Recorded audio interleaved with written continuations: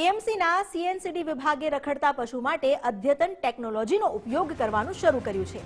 બાકરોલ ખાતે રખડતા પશુઓની સુખાકારી સુનિશ્ચિત કરવા માટે એક પગલું ભરવામાં આવ્યું, જેમાં રખડતા પશુઓ માટે એઆઈ ચિપ લગાવવાની કામગીરી શરૂ કરાઈ છે। કોર્પોરેશને પુણે સ્થિત એઆઈ ટેક કંપની દ્વારા ભારતમાં વિકસાવવામાં આવેલી અદ્યતન ગાય આરોગ્ય દેખરેખ ટેકનિક આયુષ્માન કાઉ ફિટ સિસ્ટમનો ઉપયોગ કર્યો છે।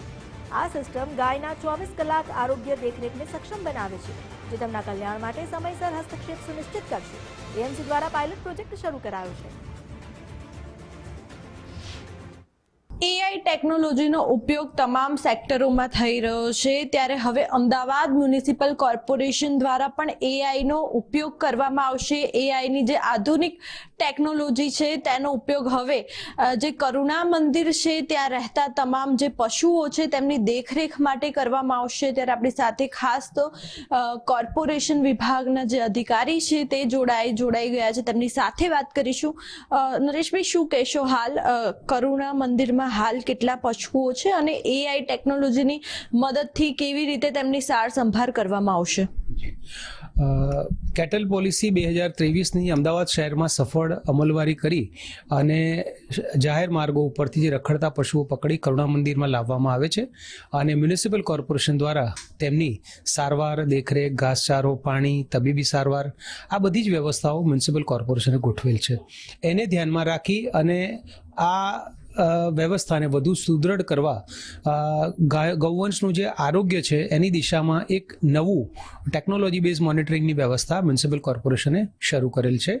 આ પાયલોટ પ્રોજેક્ટ હાલમાં બનાસ ડેરી અને અમૂલ ડેરી દ્વારા 300 જેટલા પશુઓમાં એ લોકોએ સફળતાપૂર્વક અમલવારી કરી છે, જેમાંથી પ્રેરણા લઈ એઆઈ ટેકનોલોજી બેઝ આ પ્રોજેક્ટની મ્યુનિસિપલ કોર્પોરેશને શરૂઆત કરેલી છે।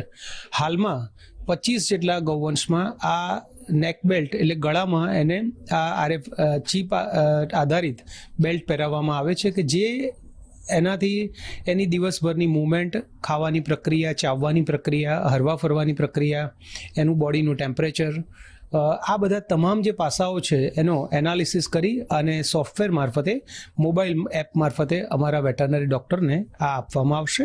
વેટરનરી ડૉક્ટર એના જે એબનોર્મલ ફેરફારો છે આ બધાનો અભ્યાસ કરી અને પશુઓમાં થનારા જે રોગો છે એની અર્લી ડિટેક્શન વોર્નિંગ સિસ્ટમ જે મળેથી એની પ્રિવેન્ટિવ કેર અને સારવાર ઝડપથી શરૂ કરી શકે, જેનાથી પશુઓમાં આ પ્રકારના કોઈ પણ પ્રકારના રોગ હોય તેને નિવારી શકાય। હાલમાં આ 25 ગાયોમાં આ પ્રોજેક્ટ અમે જે શરૂ કર્યો છે એમના ગળામાં જે નેક બેલ્ટ પહેરાવવામાં આવ્યા છે, જેને કાઉ ફિટ આયુષ્યમાન કાર્ડ એવું કહેવામાં આવે છે અને એની કિંમત 7,500 રૂપિયા એક ડિવાઇસીસની છે।